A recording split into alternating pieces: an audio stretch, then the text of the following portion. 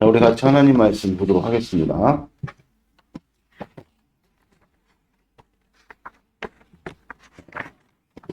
누가복음 1장 38절입니다.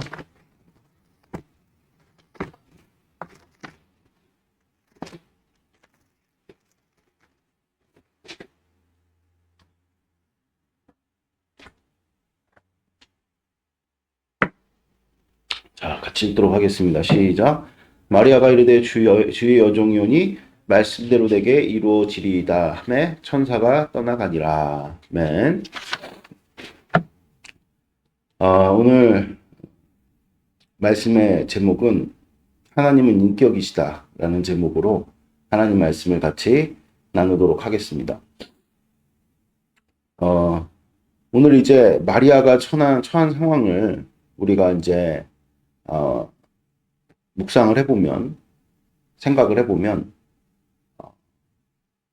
가브리엘이 갑자기 찾아왔어요. 영적인 존재죠. 영적 존재는 눈에 잘 보일까요? 안 보일까요? 대부분 이제 안 보입니다. 그렇죠? 그런데 이런 가브리엘이 눈에 보이지 않는, 그러니까 우리가 보통 이제 의사소통을 할 때는 우리가 가지고 있는 의식을 가지고 의사소통을 하잖아요. 그렇죠? 우리에게 가지고 있는 뭐 이성이 작동을 하면서 우리가 말을 하기 시작하고, 그러면서 이 말이라는 것도 사실은 물리적인 현상이잖아요. 그렇죠? 우리가 육신에서 나오는 어떤 그런 성대를 통해서 그 음파가 전해져 갖고 귀까지 전해지는 그런 일들로 우리가 이제 의사소통을 하는 것인데, 지금 가브리엘 같은 경우는 육신이 없습니다. 그렇죠? 그러한 천사가 이렇게 딱 나타났을 때 우리가 가지고 있는 어떤 정상적인 의식을 가지고 교통을 했다고는 볼 수가 없겠죠. 그러니까 우리는 믿잖아요. 사람이 영혼이 있다라는 사실을 믿으시죠. 그리고 육신이 있고요. 영혼과 육신 보통 이렇게 우리가 얘기를 하는데, 이제 기독교 내에서는 아주 치열하게 지금까지도 그 논쟁이 그치지 않고 있는 것이 그 사람이 무엇으로 구성되어 있고 사람이 어떤 요소로 구성되어 있느냐, 이걸 가지고 이제 싸우는데, 논쟁을 하고 있는데, 이분설하고 삼분설이에요.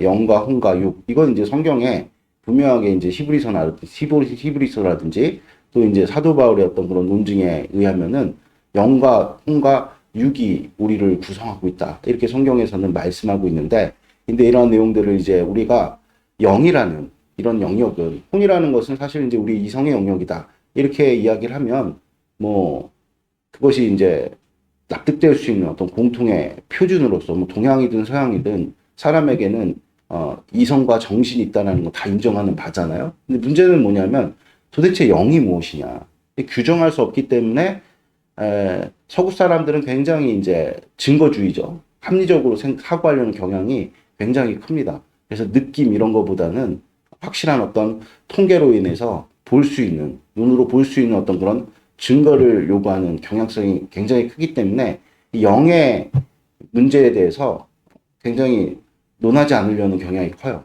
그래서 이분설은 주로 이제 서구 신학에서 많이 주장하는 바이고요. 삼분설에 관한 내용은, 근데 한국 사람들은 감각, 느낌 이런 것들을 굉장히 뭐죠? 존재하는 것처럼 이야기를 하죠. 그렇죠? 그래서 한국 사람들이 그 뭐 한국 사람들뿐만 아니라 동양 사람들, 한국 사람들 중에 이게 대표적인 이제 표현이 사투리 중에 갸가 갸냐 이렇게 얘기를 하면은 대충 알아듣는, 이런 식의 분명한 어떤 감각적인 요소가 분명히 있죠. 이런 것들을 인정을 해서 영의 영역에 관해서 이제 많은 이야기들을 하죠. 그래서 이런 것들을 어떻게 이제 우리가 이해해야 될 것이냐, 이것이 굉장히 우리에게는 관건인데, 어쨌든 성경에서 기록되어져 있는 말씀을 비추어서 우리가 좀 생각을 해본다면은, 물론 이제 서구 신학에서도 인간의 의식과 무의식을 나눠서, 이 무의식은 여러분들 의식할 수 없기 때문에 정의할 수 없어서 그냥 미지의 영역으로 이렇게 놔두는 경향들이 있지만, 이제 이 영의 영역이라는 것은 우리가 그, 옷 좀 잠깐 벗을게요. 진짜 덥네.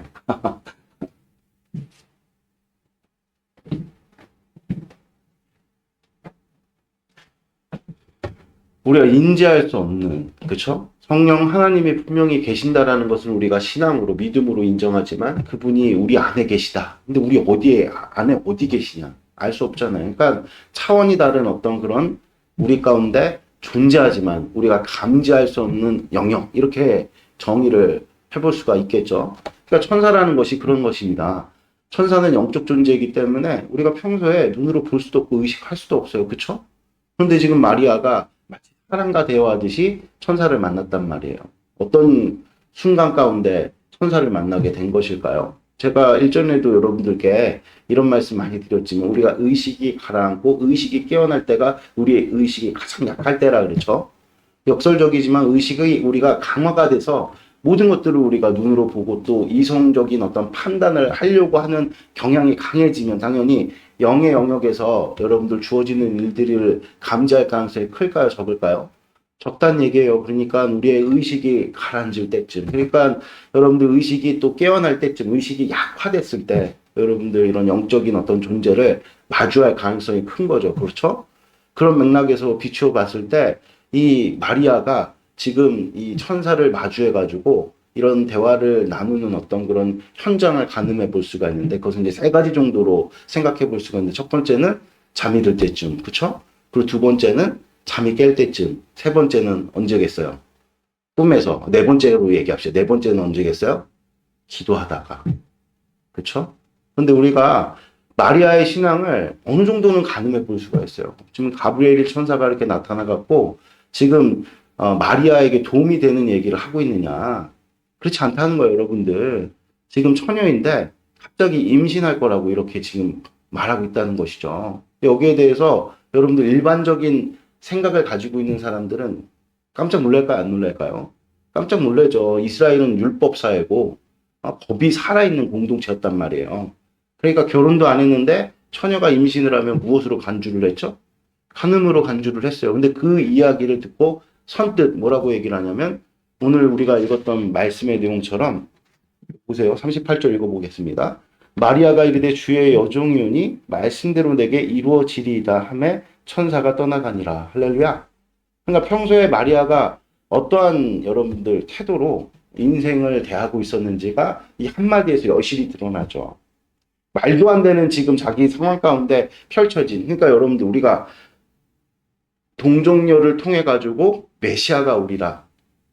이러한 내용은 신약까지 다 기록되어져 있어서 신구약을 우리가 그래도 여러분들 뭐 우리나라에는 신학교도 많고 연구도 많이 하고 설교도 엄청 어마어마하게 많잖아요. 그래서 누가 여러분들 이 그 동정녀로 말미암아 잉태되리라 이런 메시아의 도래를 여러분들 아무도 의심하지 않고 이의를 거는 사람이 없죠. 그렇잖아요. 이사야 선지자의 그 예언으로 말미암은 결과다. 이거는 이제 우리가 여러분들이 모든 것들을 제3자의 입장에서 여러분들 보고 판단을 내리는 것인데 이게 당사자가 됐다고 생각을 해보세요. 그때 무슨 여러분들 신학교가 있었겠어요. 신약 자체가 없었어요. 그렇죠? 그러니까 이러한 내용들을 가지고 신학적 정의와 판단을 내리는 것이 쉽지 않다.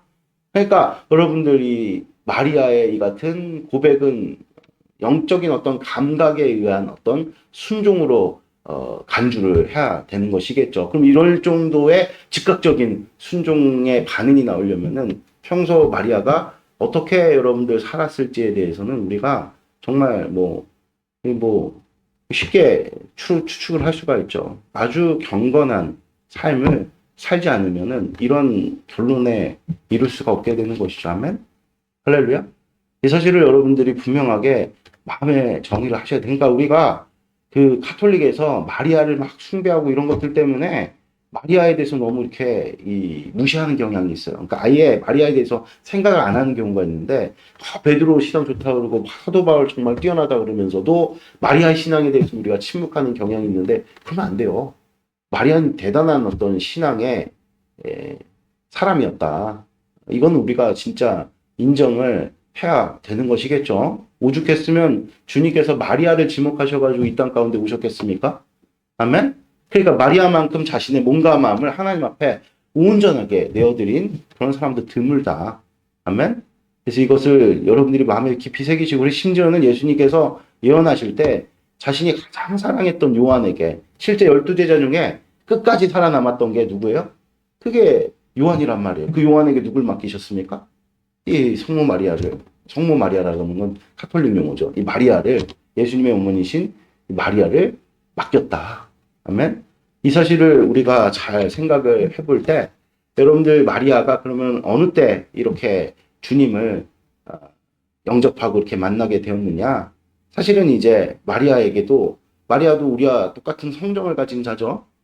그에게는 어떠한 하나님을 향한 마음이 있었을까? 이것을 이제 우리가 어제 같이 한번 나눴단 말이에요. 48절 한번 읽어볼까요? 읽겠습니다. 시작. 그의 여종의 비천함을 돌보셨음이니라. 보라, 이제 후로는 만세 나를 복이 있다 일컬으리로다. 그러니까 지금 마리아가 뭐라고 지금 고백을 하고 있습니까? 자신이 이렇게 성령 하나님으로 말미암아 잉태한 일이 실제 딱 벌어지고 나서 너무 기뻐가지고, 우리가 이제 어제도 나눴던 것처럼 지금 만약에 지금 엘리사벳이 유대 고을에 있는 지방에 살고 있었으면 그 거리가 약 120km가 넘는 거리예요. 거길 단숨에 뛰어간 거죠. 근데 옆에 있는 고을이었다, 이렇게도 이제 주장하는 바가 또 양측에 나름대로 근거가 있어서 확증할 수는 없지만, 어찌됐든 간에 기뻐했던 건 사실이잖아요. 기뻐하면서 단걸음에 엘리사벳을 찾아가고 확증을 한 거죠. 왜냐면은 마리아에게 너가 처녀임에도 불구하고 아이를 잉태할 것이다, 이렇게만 예언한 것이 아니라 너의 친족인 엘리사벳도 나이가 늙어서 이제 아이를 낳을 수가 없는 그런 상황인데도 불구하고 하나님께서 은혜를 주셔서 임신을 하였다, 이런 사실을 알렸단 말입니다. 그렇다면 나에게 일어난 일이 실제 정말 성령 하나님의 역사라면 지금 가브리엘 천사가 이야기했던 엘리사벳의 임신도 사실이 되어야 되는 거잖아요.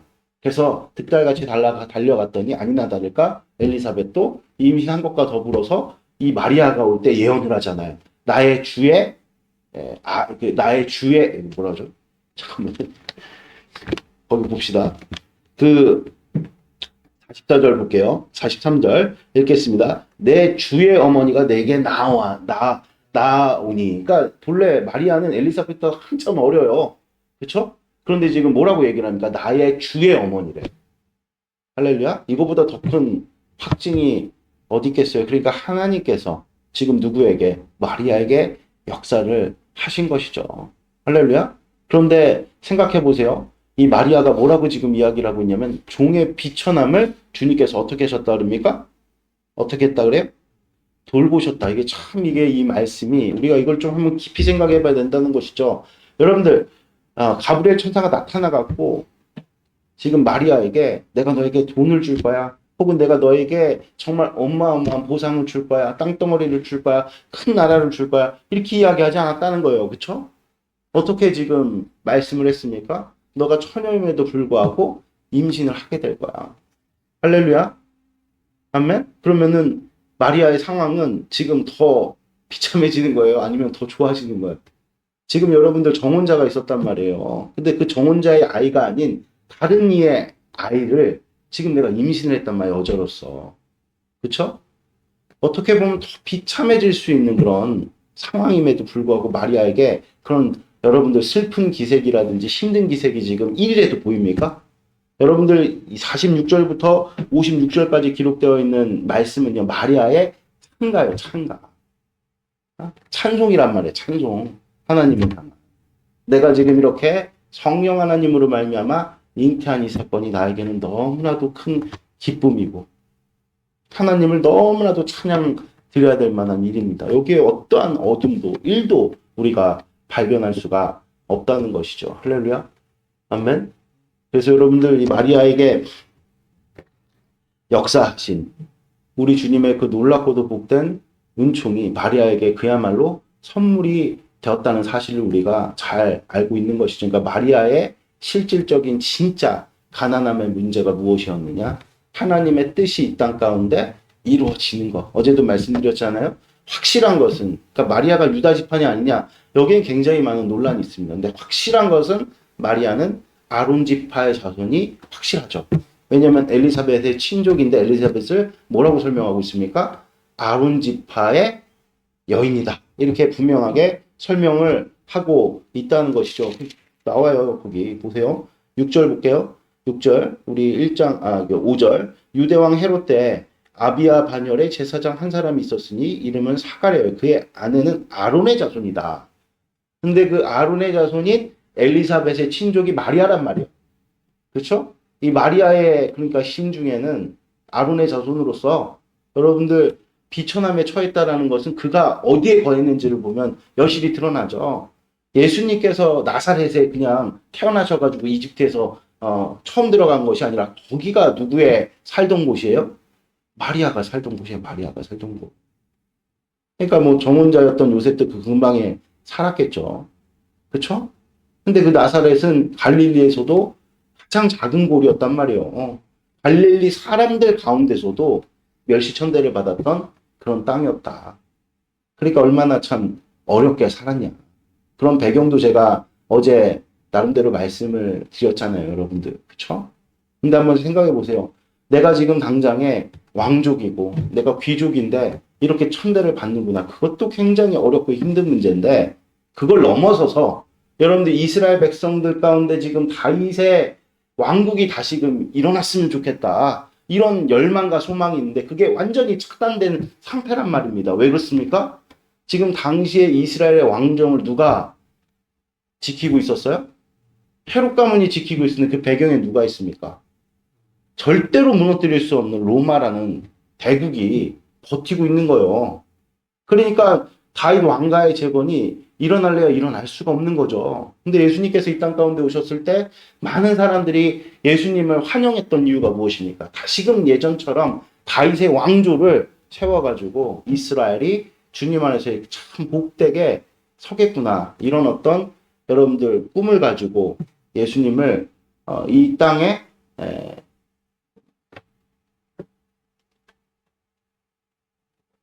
죄송합니다. 제가 감기 걸려가지고 육적 메시아로 기대하고 그를 환영했단 말이에요. 그러나 이제 그와 전혀 다른 길을 가져서 많은 사람들이 또 실망을 했죠. 그와 마찬가지로 그러니까 여러분들 잘 생각해 보세요. 이스라엘 백성들의 소망은 무엇이냐면 다시금 다윗의 왕조가 세워지고 이스라엘이 정상화되는. 그러려면은 여러분들 예전에 르호보암과 또 누구죠? 걔 이름 뭐? 그 사람 이름 뭐? 르호보암을 대적했던 여로보암과 르호보암의 전쟁 가운데서 르호보암이 이후에 르호보암과의 전쟁이 아니군요. 그 여로보암이 이제 이스라엘을 쳐들어왔을 때 이름이 생각이 안 나는데 제사장 한 사람이 나서가지고 이제 막 여로보암을 꾸짖을 때 뭐라고 얘기를 합니까? 그 꾸짖는 내용들 중에 너희들이 분명히 주님께서 다른 제단을 쌓지 말라는데 단과 브엘세바에다 쌓다 그런 게 첫 번째고 두 번째가 뭐냐 절기를 바꿨다. 그리고 세 번째가 무엇입니까? 제사장을 레위인으로 세우지 않았다. 이게 3대 범죄로 이스라엘이 북이스라엘이 남유다보다 150년 먼저 망했고 그리고 왕조가 9번인가 바뀌었어요. 얼마나 혼란했다는 얘기예요. 한 350년 정도 나라가 유지가 됐는데 얼마나 여러분들 그 시간들 가운데 격정의 세월들을 보냈냐. 이것을 이제 우리 주님께서 역사를 통해서 분명하게 보여주시죠. 그러니까 이스라엘이 하나님 안에서 복되게 세워지려면 하나님께서 그 마음에 합한 자, 주님 약속하셨단 말입니다. 다윗의 왕조는 영원히 무너지지 아니하리라. 이 약속의 말씀이 성취되는 일이요. 두 번째는 여러분들 제사장이 온전하게 세워지는, 그렇죠? 이러한 내용들을 꿈꿨을진데 지금 이 제사장 그룹도 마찬가지고 왕조도 마찬가지고 사특한 무리들이 이걸 장악을 하고 있단 말이에요. 당시에 이제 사두개인이라는 사독의 후예들이 이 대제사장직을 쥐어잡고 있었는데, 그렇죠? 그러니까 이스라엘 백성들 가운데는 종교적으로도 또 여러 가지 어떤 그런 그들이 꿈꾸는 어떤 왕조의 재건도 다 지금 막혀져 있는 상황인 거죠. 그렇죠? 그런 상황 속에서 실제 아론의 후손이었던 마리아의 정말 하나님을 향한 절실함, 그것이 무엇이었을까? 단지 지금 내가 귀족 대우를 받지 못해서 이렇게 힘들게 살고 있다. 그러니까 우리가요, 그냥 힘들게 살 만한 이유가 있어서 힘들게 살면은 어렵죠. 그것도 힘들지만 뭐 그냥 그런가 보다 생각할 텐데 나는 힘들게 살지 않아도 되는 그런 위치나 그런 어떤 역량과 깜냥이 있는데도 힘들게 산다. 박탈감이 있겠죠. 박탈감이. 그렇죠? 마리아에게는 그런 박탈감이 분명하게 있었을진데 그가 지금 그것을 뛰어넘는 초월한 여러분들 가난함의 절실함을 마리아가 가지고 있었다. 이것을 우리가 어떻게 알 수 있느냐? 마리아를 주님께서 너가 이제 처녀로서 임신할 터인데 그가 바로 메시아다. 이렇게 가브리엘이 그 소식을 전했을 때 마리아가 어떻게 반응을 합니까? 이제 죽을 수도 있단 말이에요. 심지어는 결혼할 남자하고도 끊어질 수가 있단 말이에요. 이런 거 저런 거 다 생각지 않고 마리아가 지금 주의 말씀대로 종에게 이루어지기를 원한다. 이루어지는 것을 믿습니다. 이렇게 고백하면서 그 일을 기뻐했다. 즐거워했다. 이것을 오늘 주님께서 우리에게 분명하게 가르쳐 주고 있는 것이죠. 할렐루야. 아멘. 여러분들 하나님께서는 인격이시죠. 그러니까 하나님께서는 우리에게 제가 이번 주 지난주 계속해서 증거했던 주제가 무엇입니까? 자유잖아요. 자유. 하나님께서 우리가 보통 이제 하나님께로부터 은혜를 받았다 그러잖아요. 그 은혜는 무엇이죠? 선물이에요. 선물. 그렇죠? 근데 그 은혜에 여러분들 우리가 그 은혜의 본질이 무엇이냐? 자유라는 거예요. 자유. 그래서 하나님께서 출국 백성에게 은혜를 베푸시니 그들에게 자유를 주셨다. 그 자유의 상징이 가나안 땅이요. 아멘. 그들과 동행하면서 그들에게 전쟁을 수행할 수 있는 능력과 재물을 얻을 수 있는 능력을 주신 그일로 말미암아 그들을 자유롭게 하신 것이 하나님의 복되신 이유다.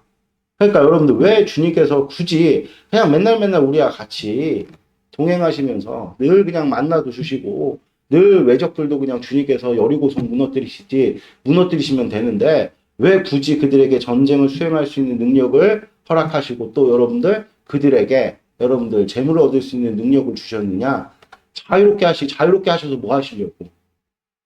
우리가 말도 안 되죠. 피조물로 썼던 창조주와 대등한 관계는 말이 안 되는 거예요. 근데 우리 주님께서 그런 특권을 부여하시기를 원하셨던 것이죠, 여러분들. 아멘? 그러니까 우리가요, 태어나면 아이들이 의존적이고 독립하지 못하면 결혼 안 시키잖아요. 법정 그 결혼을 자기 마음대로 할 수 있는 연령이 정해져 있죠. 법하시니까 아실 거 아니에요. 20살인가 넘어야 되잖아. 19살인가 넘어야 돼. 그 이전까지 부모의 동의 없이는 혼인을 할 수가 없어요. 그러니까 다 자라난 성인들이 하는 게 혼인이에요. 그러니까 우리 주님께서는 여러분들 성숙하게 우리를 만드셔서 어떻게 하시기를 원하시는 거예요? 혼인 관계를 맺고 싶으신 겁니다. 할렐루야. 아멘. 근데 자라나지는 않고 계속해서 어린아이로 머물러 있다 그러면은 어떻게 주님께서 우리 가운데 여러분들 신랑으로서의 역할을 하실 수가 있겠냔 말이에요. 우리는 어엿한 신부로 단장이 되어져서 주님의 파트너가 되게 만드시겠다는 것이 하나님의 본래 계획이다. 아멘. 이 사실을 여러분들이 분명하게 마음에 새기시는 복된 축복이 있기를 바랍니다. 그래서 신앙의 성숙의 과정 속에서 하나님께서 계속해서 우리에게 요구하시는 것이 무엇이냐면 자유를 일깨우시는 거, 자유를 일깨우시는 거.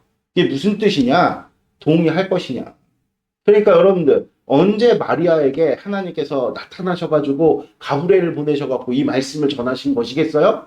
그의 신앙이 여러 과정 가운데서 성숙했을 때, 아멘? 자유가 뭔지를 이해했을 때 이것을 오늘 주님께서 우리에게 가르쳐주고 싶으신 거죠.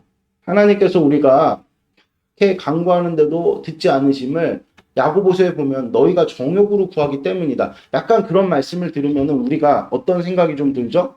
정제감이 느끼는데 그 말씀을 우리가 잘 이해해야 되는데 정욕으로 구한다는 얘기는 우리가 아직도 신앙이 어리다는 것을 의미하는 거예요. 우리 하나님 마음을 알아야 되거든요. 진실로. 여러분들 에스겔서 우리 같이 잠깐 한번 볼까요? 에스겔서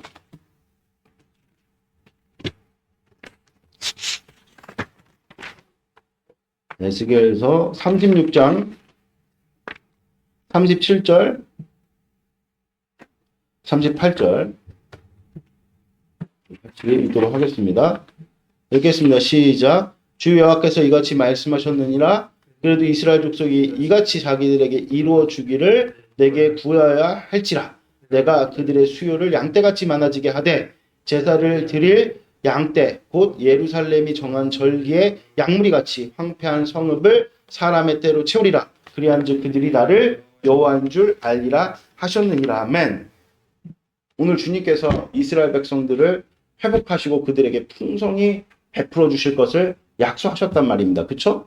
그런데 주님께서 여기서 한 가지 단서를 다시는데 그것이 무엇이냐면 이스라엘 백성들이 어떻게 하기를 바라신다고요? 구하여야 한다. 강구하여야 한다. 그러니까 여러분들 제가 단언컨대 마리아는요. 경건한 인생을 살면서 하나님 앞에 여러분들 이 가브리엘 천사를 만났을 그 시점은 아마 기도했을 때가 아닌가 싶어요. 그러면은 지금 이 마리아가 하나님 앞에 간청드렸던 것은 어떤 것이겠습니까? 이스라엘의 회복 아니겠어요? 하나님의 심령을 담아 그가 가지고 있었던 비천함을 여러분들 한나와 좀 대비를 시켜보자고요. 한나가 비천함이 있었단 말이에요. 자신은 부인임에도 불구하고 거기 보면 정신부인이었다는 단서가 여러 개가 나와요. 엘가나가 또 지극히 사랑했고 화목제를 드릴 때 분깃을 2배나 줬단 말이에요. 근데 거기서 이런 방구도 아무도 뭐라고 못하죠. 다만 분인나가 자신이 아이를 뵀다고 표현하면 돼요. 아이를 임신한 것을 이제 빌미로 어떻게 했어요? 어떻게 했어요? 격동시켰단 말이에요. 그쵸? 그것 때문에 개인사가 얼마나 힘들었게 정실부인인데 정실부인답게 내가 아이를 임신해가지고 그쵸? 이렇게 집안을 관할하는데 권위를 세워야 되는데 아이를 갖출 수가 없는 거예요. 뭐 지금으로서는 이해가 안 되죠. 아이를 갖는 것이 무슨 권위랑 무슨 상관이 있네. 그 당시엔 그랬어요, 여러분들. 지금도 여러분들 똑같죠. 우리가 하나님께로부터 은혜를 받을 때 권위를 갖는 거지. 하나님 은혜를 안 주시는데 어떻게 우리가 권위를 갖습니까?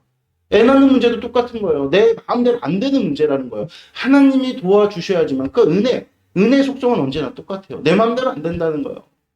근데 내가 하나님께서 정실분리로 세웠으면은 직위를 주셨으면 직능을 주셔서 안 주는 거 그것을 그 개인사를 가지고 주님 앞에 기도를 막 드리는데 알고 봤더니 야 내가 지금 품고 있는 이 마음이 누구의 마음이래요? 하나님의 마음이래요. 그 마음이 통하니 이제 더 이상 그 마음 가운데 수심이 없죠. 할렐루야? 아멘? 그러니까 이 마리아의 어떤 그런 비천함이 사실은 누구의 마음입니까? 하나님의 마음이 하나님이 여러분들이 이스라엘을 향해 가지고 얼마나 애타고 그러니까 예수님께서 이 땅에 딱 오셔갖고 예루살렘아 내가 너희들을 품으려고 내가 얼마나 애를 썼냐 그런데도 너희들이 이 모든 일들을 저버렸다. 그럼 모든 예수님의 모든 비유는 유대인들을 향해서 유대인들을 정말로 많이 사랑하셨습니다. 택하신 족속들로서. 그러니까 누구보다도 유대 나라가 하나님의 그 다윗의 왕조로서 면모를 갖추고 또 제사장들이 잘 세워지기를 바라는 마음 누구 마음이에요? 누구 마음이에요? 하나님 마음이에요. 그러니까 그 마음과 지금 누구의 마음이 일치가 된 겁니까? 누구의 마음이 일치가 된 거예요? 마리아의 마음이 일치가 된 거예요. 할렐루야? 아멘? 그래서 마리아가 주님 앞에 이러한 가브리엘 천사를 만나는 과정 속에서 우리가 뭐 정황이 나와 있지 않지만 뭐 기도했다거나 아니면 뭐 아침에 자고 깨고 저녁에 잘 때라든지 뭐 그때 만났을 텐데 만날만 하니까 만났다는 얘기 무슨 얘기냐. 한나와 같이 그 마음이 통하여서 하나님 앞에 무엇을 내어드렸어요? 이러한 요구 앞에 동의를 내어드렸죠. 동의를. 그러니까 제가 어제도 말씀드렸다시피 하나님께서는 어느 때든 우리에게 은혜를 주실 준비가 갖춰져 계신 분이십니다. 그런데 2000년 전 예수님께서 이 땅 가운데 오셨을 때 정말 많은 인파들이 어디에 유대 지역에서부터 올라왔고 심지어는 이방인들까지도 예수님을 보려고 예수님이 계신 갈릴리로 찾아왔단 말이에요. 그와 마찬가지로 지금도 그 예수님께 찾아가기만 하면 병이 나섰고요. 그 예수님께 찾아가기만 하면은 여러분들 문제가 해결이 됐어요. 그래서 정말로 가난하고 절실한 자들이 와서 주님이 은혜를 베푸시기 작정한 은혜 위에 은혜더라. 하나님의 영광이 충만했던 능력이 충만했던 그 예수님께 나와서 그 절실한 마음을 내어드릴 때 주님께서 어떻게 하셨어요? 고치셨죠. 만지셨죠. 주셨죠. 역사하셨죠. 할렐루야. 아멘.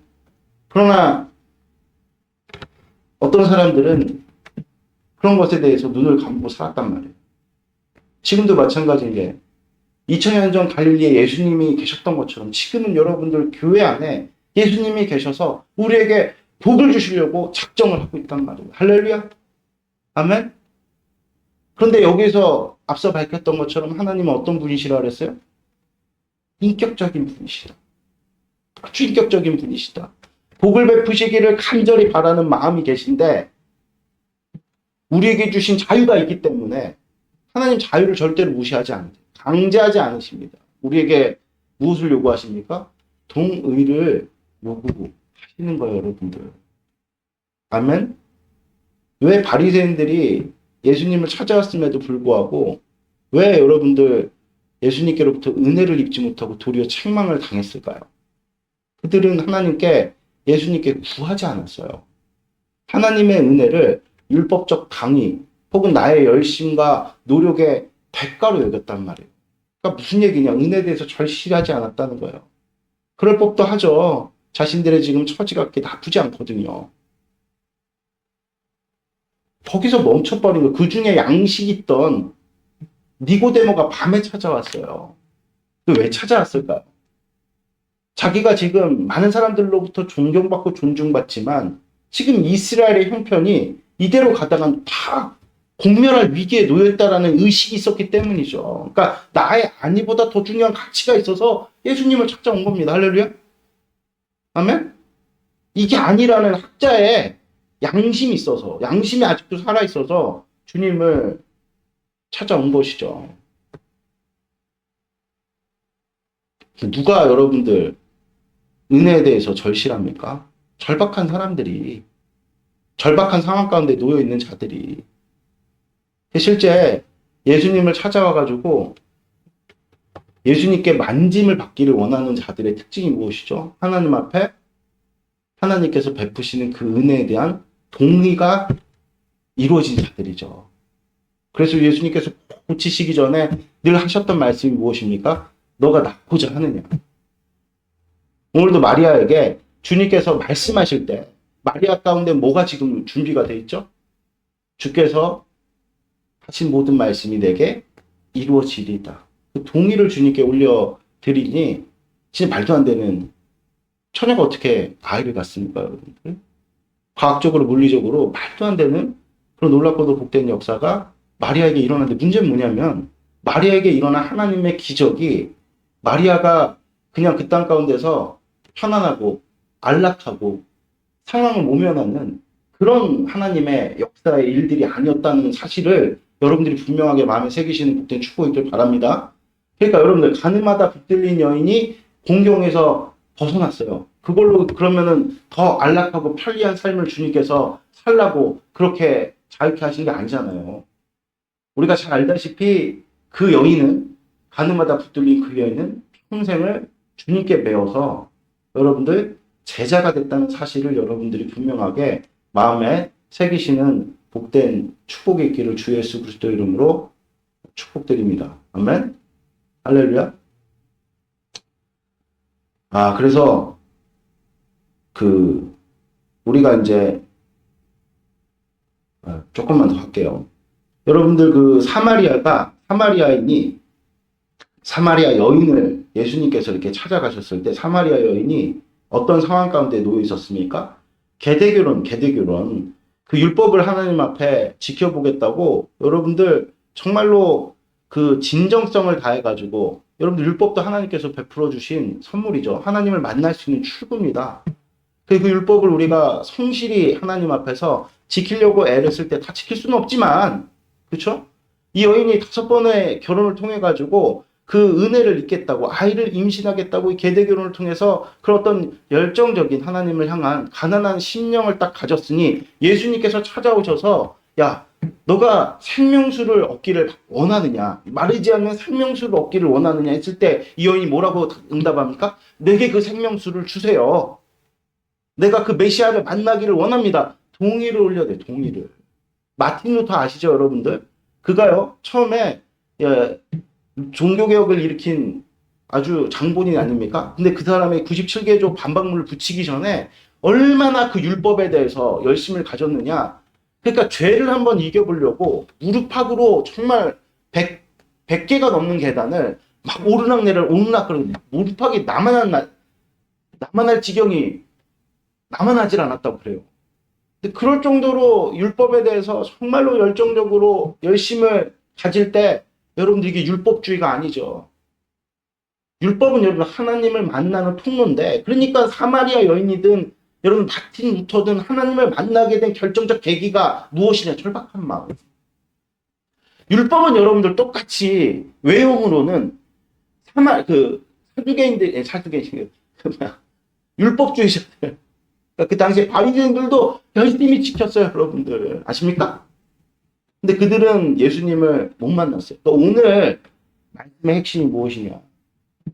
하나님을 향한 절박한 마음, 절실한 마음, 가난한 마음. 아멘? 근데 그게 사실은 뭐였어요? 우리에게 주신 자유였어요, 자유. 자유. 그게 왜 자유냐면, 우리 자유를 어떻게 생각하느냐. 그냥 뭐 방종하고 별로 이렇게 구별을 안 두죠. 근데 진짜 자유는 무엇이냐? 하나님을 만날 수 있는 자격. 아멘? 왜 그렇게 설명이 되어지느냐? 어려울 수 있지만요. 하나님께서 우리에게 은혜를 공급하고 싶어 하시는데, 창조주로서 피조물에게. 근데 그 은혜를 특별히 인간에게는 반드시 무엇을 요구하신다고요? 동의를 요구하신다. 동의를. 아멘? 동의를 요구하신다. 내가 너에게 은혜를 주려고 하는데 너가 이걸 받기를 원하느냐?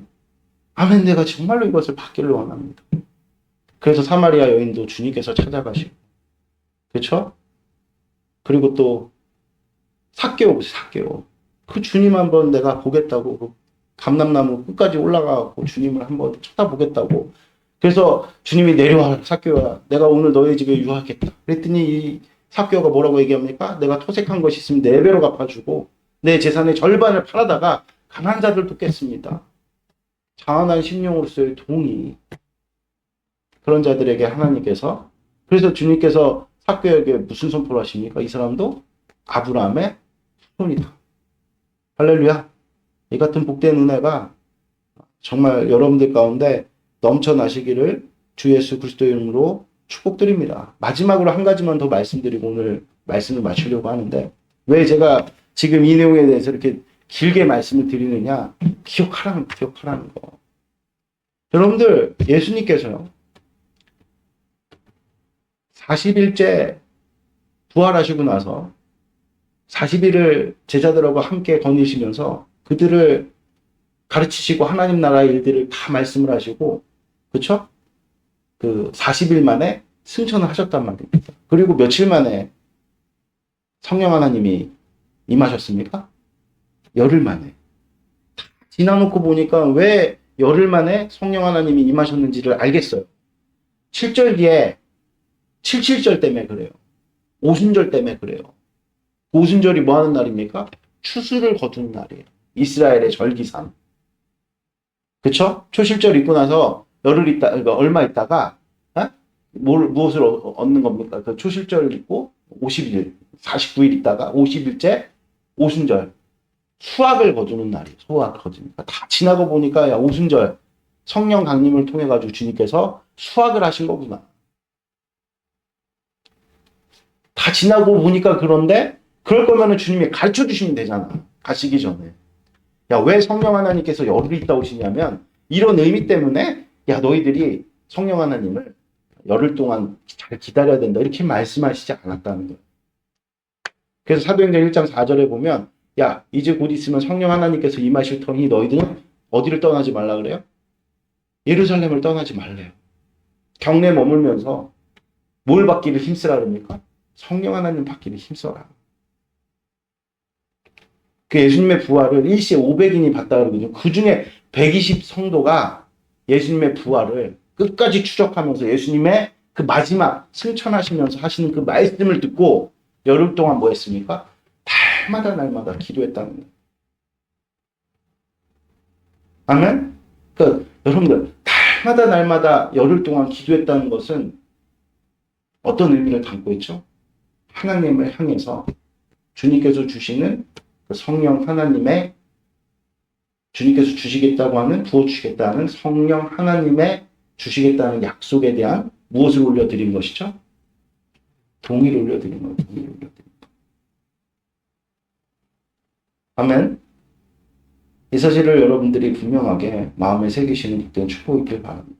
성령 강림이 어떻게 일어나냐면 이 10명의 사람들이 막 기도를 드릴 때 이제 오순절이 딱 됐어요. 그랬더니 위로부터 급하게 바람이 휙 내려와서 불의 혀와 같은 모양으로 한 사람 가운데 쑥쑥쑥 다 성령 하나님이 임재하셨죠.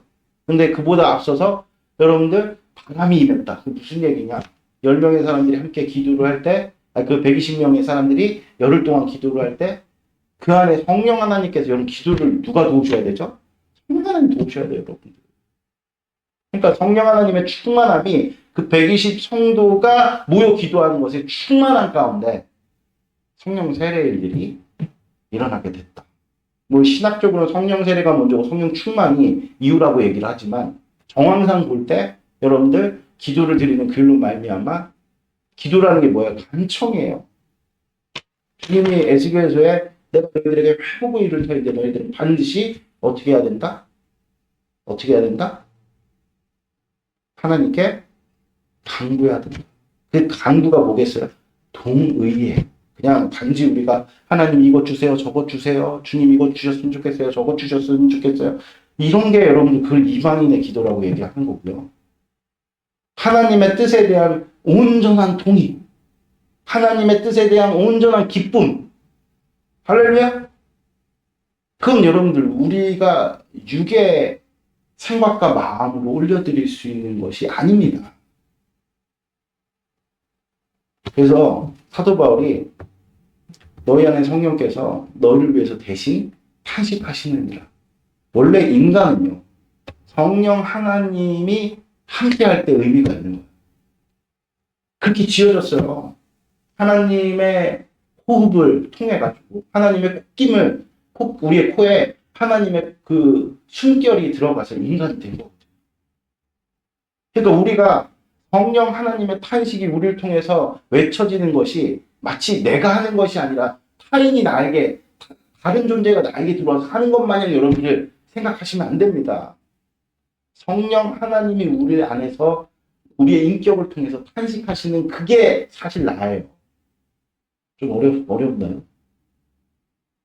하나님께서는 그 동의를 요구하시는 거죠. 할렐루야. 지금 마리아가 죽게 생겼는데 기뻐하잖아. 하나님의 뜻에 대해서.